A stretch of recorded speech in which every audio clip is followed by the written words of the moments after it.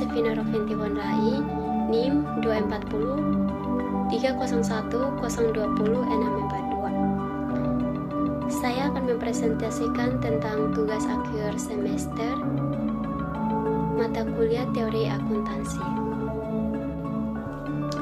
Pertanyaan yang pertama, jelaskan yang Anda ketahui terkait 4 pilar standar akuntansi keuangan atau SAK yang ada di Indonesia meliputi SAK internasional, SAK umum, SAK EP atau etap, dan SAK EMKM dalam hal A.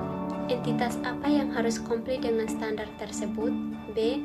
Referensi atau acuan dari masing-masing standar, IFRS atau bukan? Jawab. 4 pilar standar akuntansi keuangan atau SAK Indonesia yang pertama, SAK internasional atau International Financial Reporting Standard atau IFRS. A. Entitas yang harus komplit.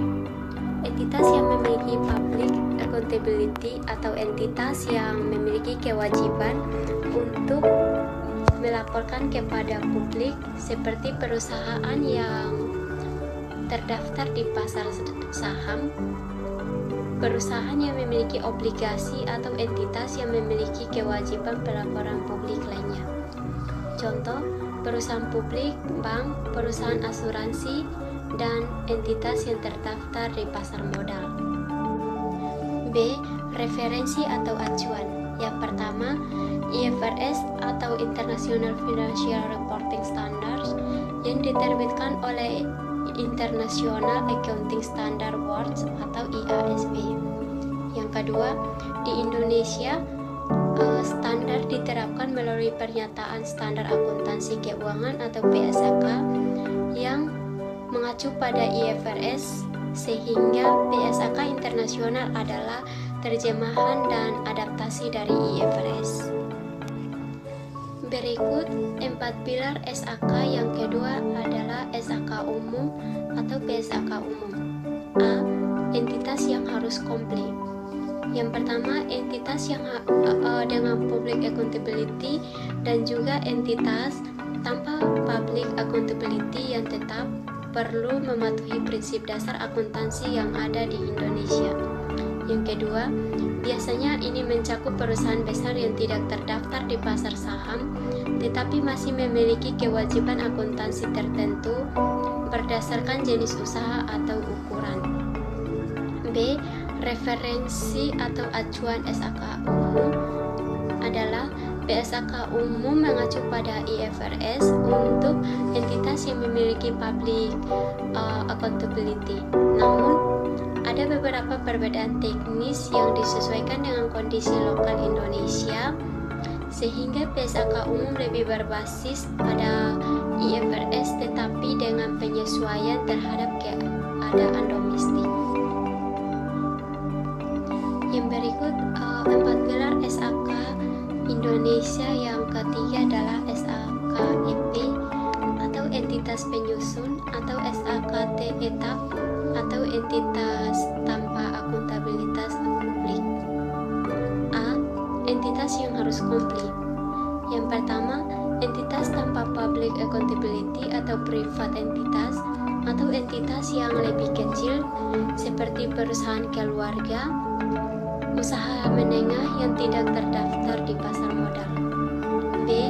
Entitas ini tidak memiliki kewajiban untuk mempublikasikan laporan keuangan kepada publik seperti perusahaan yang tidak terdaftar di bursa saham atau entitas yang tidak memiliki kewajiban pelaporan kepada pihak eksternal. B. Referensi atau acuan adalah mengacu pada PSAK yang disesuaikan untuk entitas tanpa public accountability dengan referensi lebih kepada standar lokal yang lebih disederhanakan daripada standar untuk perusahaan besar. Tidak sepenuhnya mengikuti IFRS, tetapi ada referensi pada prinsip dasar IFRS yang disesuaikan. Yang berikut 4 pilar SAK SAK Indonesia yang keempat adalah SAK EMKM atau entitas mikro kecil dan menengah. entitas yang harus komplit. Entitas mikro, kecil, dan menengah atau UMKM yang merupakan usaha dengan tingkat akuntabilitas publik yang rendah dan tidak diwajibkan untuk melaporkan secara rinci seperti perusahaan besar. Ini mencakup usaha kecil, toko atau usaha mikro yang lebih sederhana dalam kegiatan operasional dan transaksi keuangannya. B. Referensi atau acuan.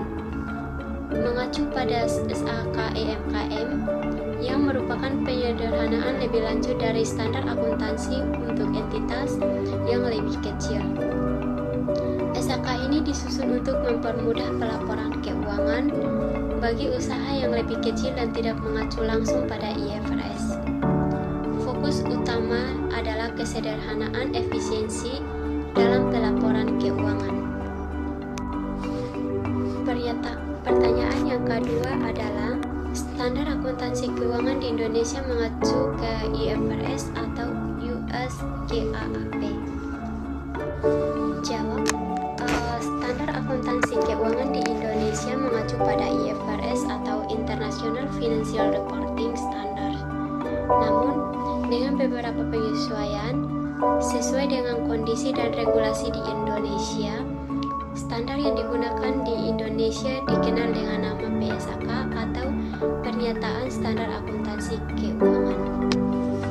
Pada dasarnya, PSAK mengadopsi IFRS sebagai dasar penyusunan laporan keuangan, namun ada beberapa perbedaan yang dibuat untuk menyesuaikan dengan kebutuhan ekonomi dan hukum di Indonesia. Contohnya, ada perbedaan dalam perlakuan pajak dan ketentuan spesifik terkait peraturan pemerintah di Indonesia. US GAAP atau Generally Accepted Accounting Principles lebih banyak digunakan di Amerika Serikat dan tidak menjadi acuan utama di Indonesia. Jadi, meskipun ada beberapa kesamaan dengan US GAAP, dalam prinsip dasar akuntansi Indonesia lebih mengikuti IFRS. Pertanyaan yang ketiga, apakah standar fit for all?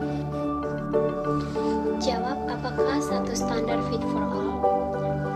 Tidak. Standar tidak selalu fit for all atau cocok untuk semua orang atau situasi. Setiap standar biasanya ditetapkan berdasarkan kebutuhan tertentu dan biasanya berbeda-beda tergantung pada konteksnya. Misalnya dalam dunia industri, standar keselamatan bisa berbeda-beda, tergantung pada jenis pekerjaan atau peralatan yang digunakan. Begitu pula dengan ukuran pakaian atau produk lain, apa-apa ya pas untuk satu orang mungkin tidak cocok untuk orang lain. Demikian presentasi untuk menjawab tugas ujian akhir semester mata kuliah teori akuntansi. Terima kasih.